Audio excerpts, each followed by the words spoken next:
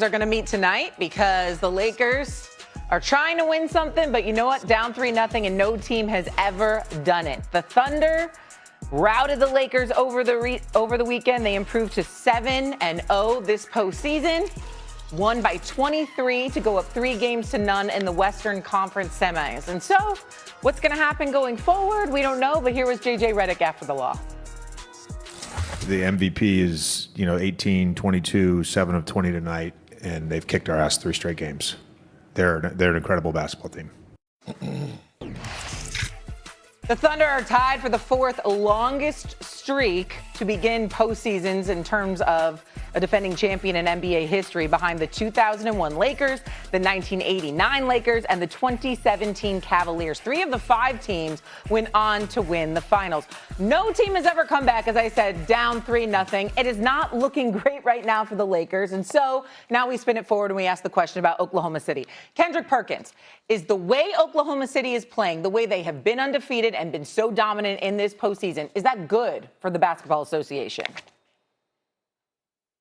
You damn right it's good. You know, my grandpa used to tell me all the time, God rest his soul, Raymond Peter Lewis, iron sharpens iron. And damn it, the way that OKC has been playing, how deep they are, Sam Presti having the best eye in the game of basketball, it makes other teams step their game up. That's what it does. And by the way, he does have draft picks, a whole lot of picks. He got 2 picks, I believe 1 of them or 2 of them are in the lottery in this upcoming draft. Yes, the style that they play, the agenda-free basketball, and as a young group, you don't get this type of energy often. See, I'm always looking at the little things.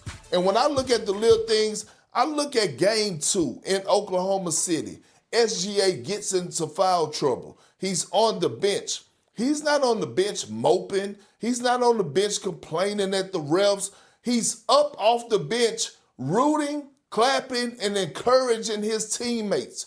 Jalen Williams got a 4-point play, and this man lost his mind on the sideline. They asked him about his getting benched and was he frustrated? He said, nah, we just won the game. And so when you see that type of energy from a young ball club, when you see guys and you hear Coach Dagnall speak on how close Wiggins and Jared McCain is and how at times he may roll with McCain over Wiggins or Wiggins over McCain, but they tied together and they don't care who get the minutes. They're each other's biggest supporters.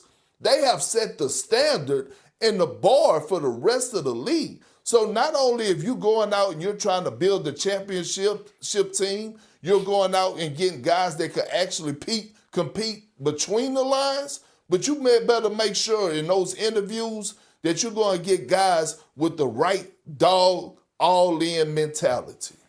Stephen A. It's not as good for the NBA as Kendrick Perkins describes. For a few good reasons, but not all bad.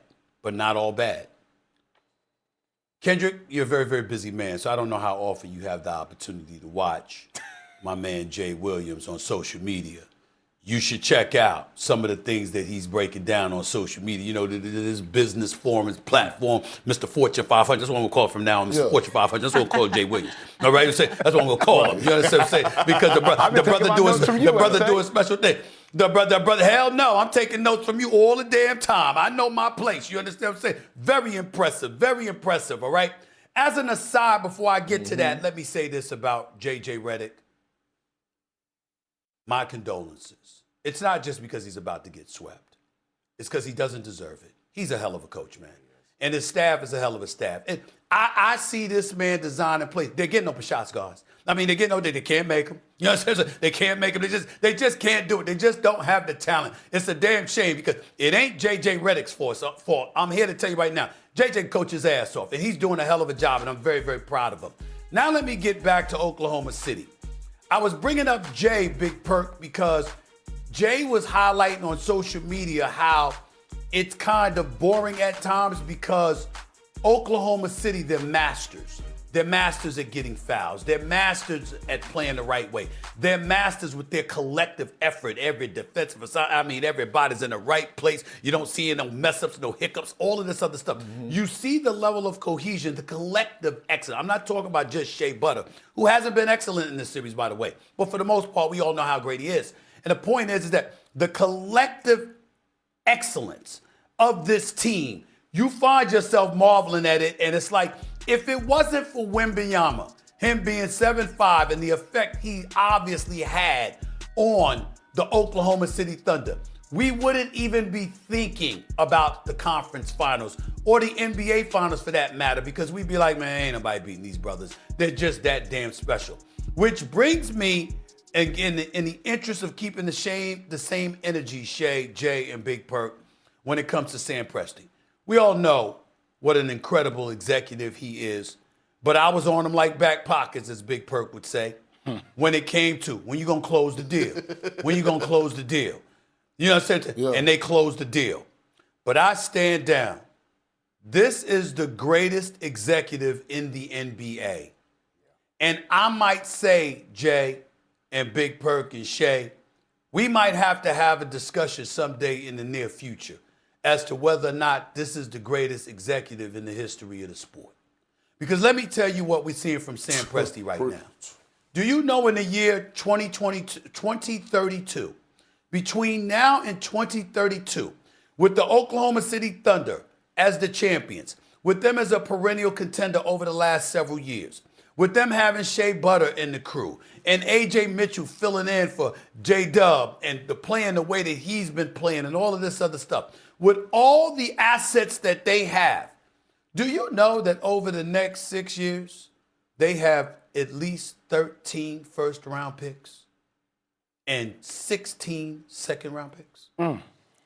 13 first-round picks, 16 second-round picks, and they're sitting here as the reigning defending NBA champions right now.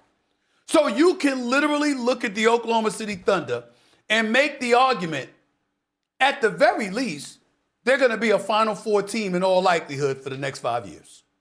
That is what this man has built in Oklahoma City. And I'm looking at it and I'm saying, oh my God, when you think about an executive and what you want from them, the only thing he hadn't done was win the championship. And now they sit here as the reigning defending NBA champions. He is clearly the best in the business. And I think a legitimate argument can be made. We're talking about the great Jerry West, Red Auerbach, and guys like that. I don't know definitively if we can say we have seen an executive do a better job in the history of basketball that this man, I mean, Jerry Krause, yeah, you had Michael Jordan and Scottie Pippen, so you had them to lean on. And it was Horace Grant the first three-peat. It was Dennis Rodman the second three-peat. But when you look at the years that have spanned by, that have gone by, and the collection of talent he has accumulated, while not surrendering draft capital, only building upon that, Sam Presti right now might go down as the greatest executive in the history of basketball. That's who these brothers are playing for right now. And who would have thought? Who the hell heard of Dagnall? Guy can coach. Dagnall's a hell of a coach. Who the hell heard of him? Who thought of him? Sam Presti did. That's who. But he's been that great. I have to stand down. Okay, so Stephen A., do you think, though, this is good for the NBA, the way the Thunder are just demolishing teams? Think about what they've done to the Suns, now the Lakers. But that's what I said, Jay. I said